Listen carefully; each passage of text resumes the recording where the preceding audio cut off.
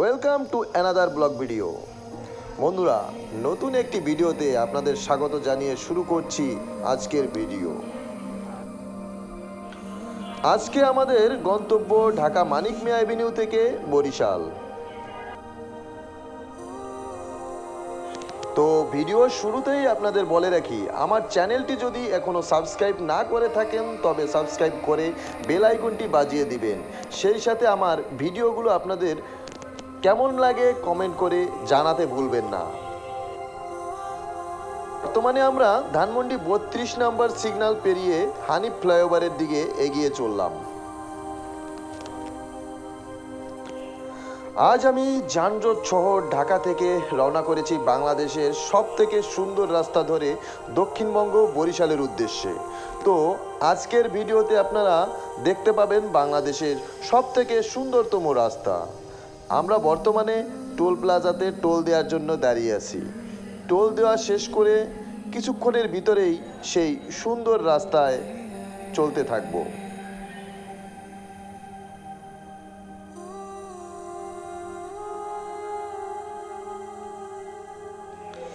যেতে যেতে আপনাদের দেখাবো ঢাকা মাওয়া এক্সপ্রেসওয়ের সৌন্দর্য এবং পদ্মা সেতু।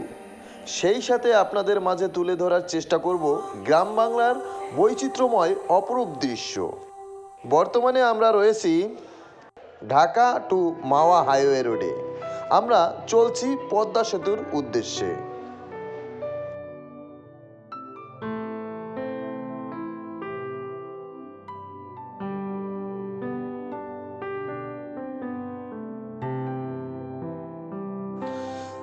আমরা ঢাকা থেকে দুপুর 3টার দিকে রওনা দিয়েছি বরিশালের উদ্দেশ্যে। তাই বরিশাল পৌঁছাতে আমাদের সন্ধ্যা হয়ে যেতে পারে এবং আশা করি সন্ধ্যা হবে, এটা শিওরভাবেই বলা যায়।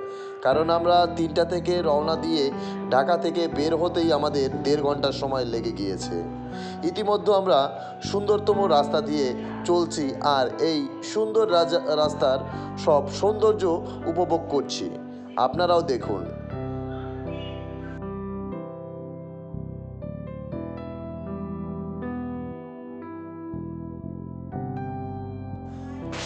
মাঝে মাঝে রাস্তার দৃশ্য দেখে বুঝতেই পারছি না এটা বাংলাদেশ নাকি অন্য কোনো উন্নত কান্ট্রিতে রয়েছি।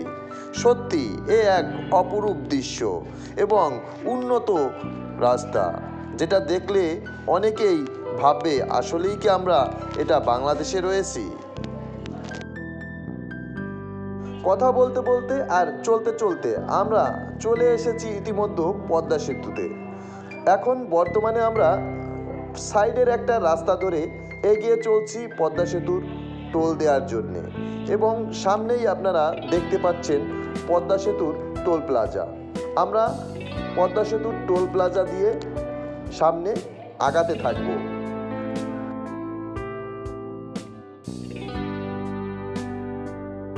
আমি আন্তরিকভাবে দুঃখ প্রকাশ করছি যে আপনাদের মাঝে পদ্মা সেতুর উপরের ভিডিও ধারণ করা সেই ভিডিও দেখাতে পারছি না। কারণ আমি যখন পদ্মা সেতু ক্রস করছি তখন ভিডিও ধারণ করতে নিষেধ করেছিলাম। তাই একেবারে পদ্মা সেতু পার করে আমরা ভাঙ্গা টোল প্লাজার এখানে চলে এসেছি। সেখান থেকে আবার ভিডিও ধারণ করে আপনাদেরকে দেখানো শুরু করলাম এবং সামনেই ভাঙ্গার যে গোল চত্বর, সেই অপরূপ দৃশ্য কিছুক্ষণের ভিতরেই চোখে পড়বে। আপনারা কিছুক্ষণের ভিতরেই ভাঙ্গার সেই অপরূপ গোল চত্বরটি দেখতে পাবেন।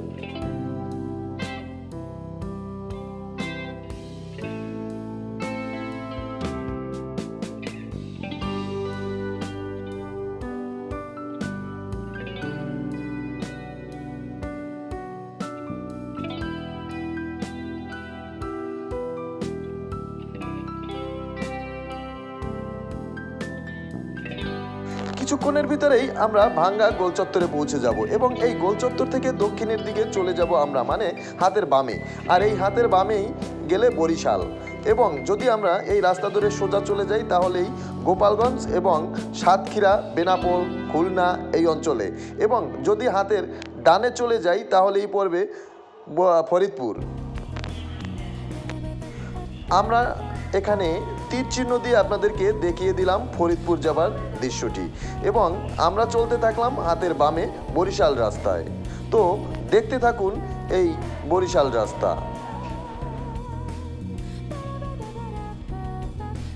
ঢাকা মাওয়া হাইওয়ে সুন্দরতম রাস্তা শেষ করে চলে আসলাম বরিশালের রাস্তায় এবং এই বরিশালের রাস্তায় বর্তমান রাস্তা বৃদ্ধির কাজ চলতেছে, তাই অনেকটা জায়গায় রাস্তা ভাঙা এবং অনেকটা জায়গায় যানজটের শিকার হতে পারি আমরা।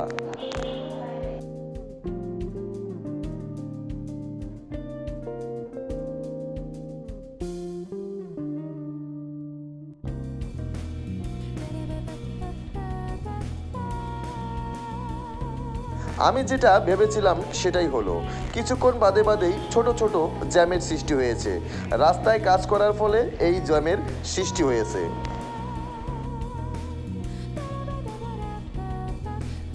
তবে হ্যাঁ বন্ধুরা, দেখতেই পাচ্ছেন মাঠের ভিতর দিয়ে সরু রাস্তা চলে গেছে, এই রাস্তা ধরে চলতে আমাদের মন্দ লাগছে না।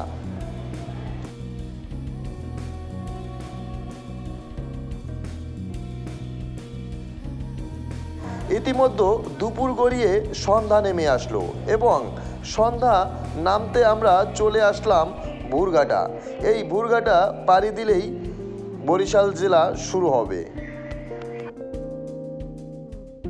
সন্ধ্যা তখন 7টা, ঠিক তখন আমরা গড়িয়ারপাড় বাস স্ট্যান্ডে পৌঁছে গেলাম এবং এখান থেকে মিষ্টি এবং অন্যান্য কেনাকাটা সেরে আবার রওনা দিব বরিশাল আমার গন্তব্যে। বরিশাল মহাসড়ক পথ চলা শেষ। এখন আমরা গ্রাম বাংলার ছোট ছোট রাস্তা ধরে এই রাতের অন্ধকারে জোনাক পোকার ডাকের তালে ছুটে চলতে থাকলাম গন্তব্যের উদ্দেশ্যে। নির্ধারিত গন্তব্যে পৌঁছতে আমাদের রাত আনুমানিক 9টার আশেপাশে সময় লেগে যাবে।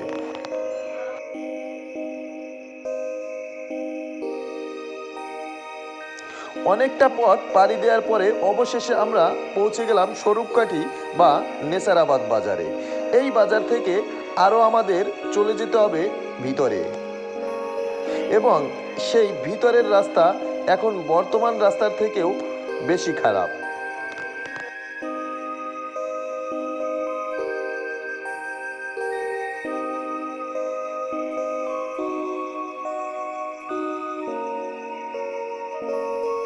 দেখুন বন্ধুরা, এখানের ম্যাক্সিমাম রাস্তাই ভাঙাচোরা এবং রাস্তাটি সংস্কার করার কাজ চলতেছে। দীর্ঘদিন ধরেই এই রাস্তার কাজ সংস্কার করার কাজ চলতেছিল, এখনও সেই কাজ শেষ হয়নি। অনেক দিন পরে গ্রামে এসেছি, তাই সময় অনেক মজা করে কাটাতে চেয়েছি সবার সাথে। আমাদের আগের থেকেই প্ল্যান করা ছিল যে পরের দিন রাতে আমরা ব্যাম্বু চিকেন তৈরি করে খাবো এবং প্ল্যান অনুযায়ী দিনের বেলায় সব কিছু রেডি করে রেখে দিয়েছিলাম এবং রাত নামতেই আমরা ব্যাম্বু চিকেন তৈরি করা শুরু করে দেই। জীবনে এই প্রথম চেষ্টা করছি এই ভিন্ন ধরনের খাবার তৈরি করার। এই ব্যাম্বু চিকেন তৈরিতে আমার সাথে সহযোগিতা করেছিল আমার বউ মমতা এবং তার ছোট ভাই এবং আমার ভাই শুভ মিত্র।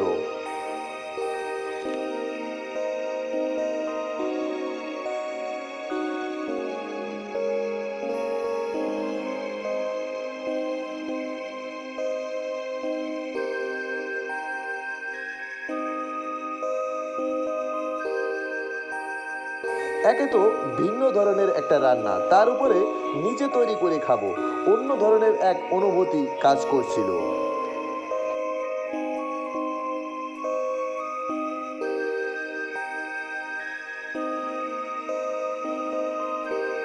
বন্ধুরা দেখুন, ইতিমধ্যে আমাদের ব্যাম্বু চিকেন রান্না শেষ। দেখুন বাঁশের ভিতরেই কি সুন্দর টকবক করে ফুটছে।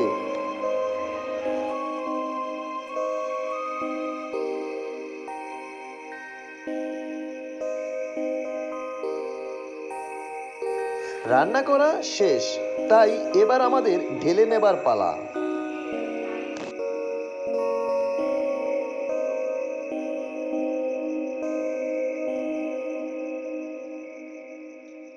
বন্ধুরা দেখতেই পেলেন ইতিমধ্যে আমার ব্যাম্বু চিকেন রান্না শেষ। সত্যি বলছি, নিজে রান্না করেছি বলে বলছি না, অসাধারণ স্বাদ হয়েছিল, যেটা আমি একটু টেস্ট করেই বুঝতে পারলাম। একটু পরেই এই ব্যাম্বু চিকেন আমাদের পরিবারের সবাই একসাথে মিলে রাতের ভোজন সেরে নেব।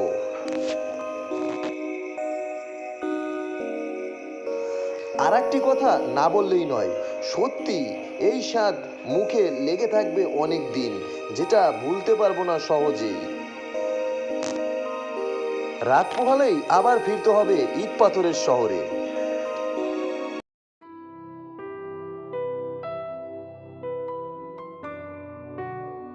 পরের দিন দুপুরে আমরা রওনা দিলাম ঢাকার উদ্দেশ্যে। গ্রাম বাংলার এই সুন্দর পরিবেশ ছেড়ে যেতে ইচ্ছে না থাকা সত্ত্বেও যেতে তো হবেই।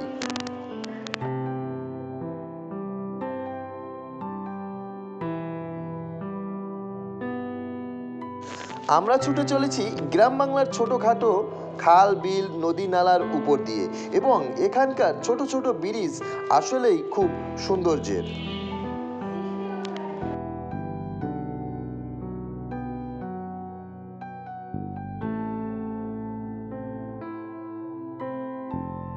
কিছুক্ষণ ইটের রাস্তা দিয়ে চলার পরে আমরা অবশেষে ভাঙাচোরা পাকা রাস্তায় উঠতে পারলাম।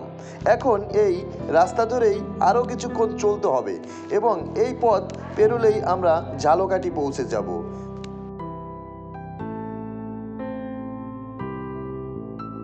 এই যে জরাজীর্ণ বিল্ডিংটি দেখতে পাচ্ছেন, এইটাই ছিল কীর্তিপাশার জমিদার বাড়ি, যে বাড়ি হয়তো একটা সময় অনেক লোকের সমাহার ছিল, জমকানো ছিল এই বাড়িটি।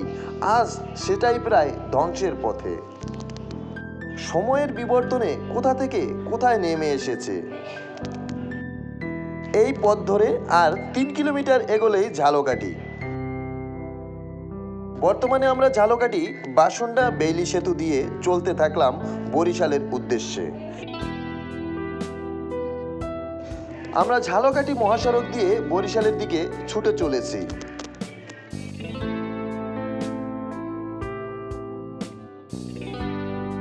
বর্তমানে আমরা রয়েছি বরিশাল শহরের প্রপারে। আর কিছু দূর আগালেই বরিশাল এয়ারপোর্ট। বরিশাল শহর পার করে বরিশাল বিমানবন্দরের সামনে দিয়ে শিকারপুর সেতু পার হয়ে ছেড়ে যাচ্ছি বরিশাল শহর। এই সেই শিকারপুর সেতু, যে সেতু অনেকেই আমরা নাম শুনেছি, এবং অনেকেই এখানে বিকেল হলেই আড্ডা দিতে চলে আসে। বরিশাল শহর পার করে কিছু দূর সামনে আগালেই বাড়তি কালী মন্দির। মা কালীর এই মন্দিরটি যেমন পুরাতন তেমনি জাগ্রত।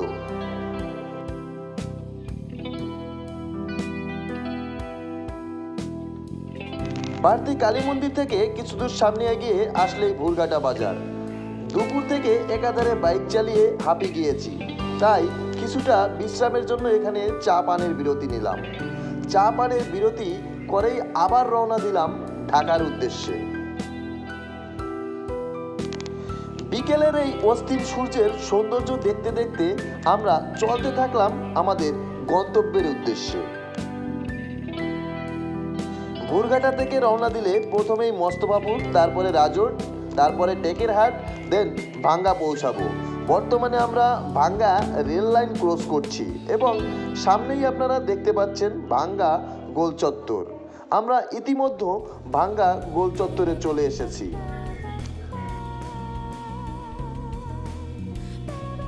বন্ধুরা, আপনারা যারা আমার ভিডিও দেখছেন তাদের কাছে আমার একটাই চাওয়া, আপনারা আমার চ্যানেলটি সাবস্ক্রাইব করে নতুন ভিডিও তৈরি করতে উৎসাহিত করবেন। সেই সাথে আমার ভিডিওগুলো লাইক কমেন্ট শেয়ার দিয়ে আমাকে সহযোগিতা করবেন, এবং আমাকে প্রতিনিয়ত নতুন নতুন ভিডিও তৈরিতে উৎসাহিত করবেন।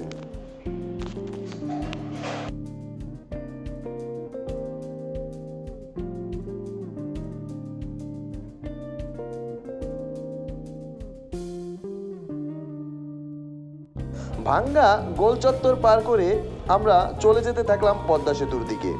এখন আমরা রয়েছি পদ্মা সেতুর টোল প্লাজায়।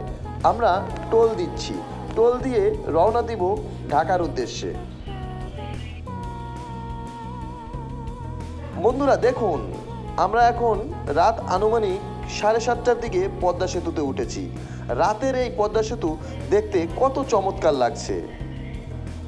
বন্ধুরা, এমন সব চমৎকার ভিডিও দেখতে আমার চ্যানেলটি সাবস্ক্রাইব করতে ভুলবেন না। আজকের মতো এখানেই বিদায় নিচ্ছি। দেখা হচ্ছে নতুন কোনো ভিডিওতে, নতুন কোনো জায়গায়।